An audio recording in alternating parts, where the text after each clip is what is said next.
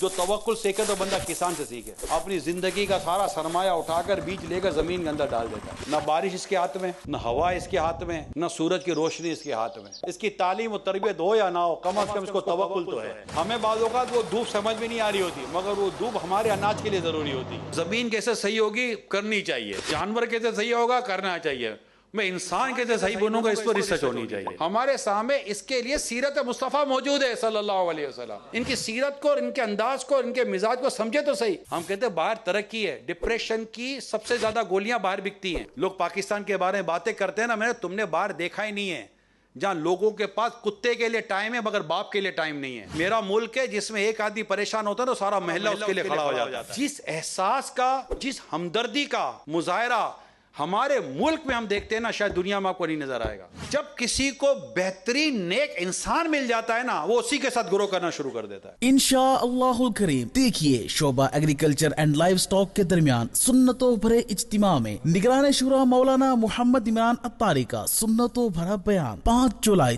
2026 بروز اتوار مدینہ منورہ کے وقت کے مطابق قریباً دوپہر 1 بجے اور پاکستان کے وقت کے مطابق قریباً دوپہر 3 بجے براہ راست مدنی چینل پر. ایڈریس فیضان مدینہ کراچی.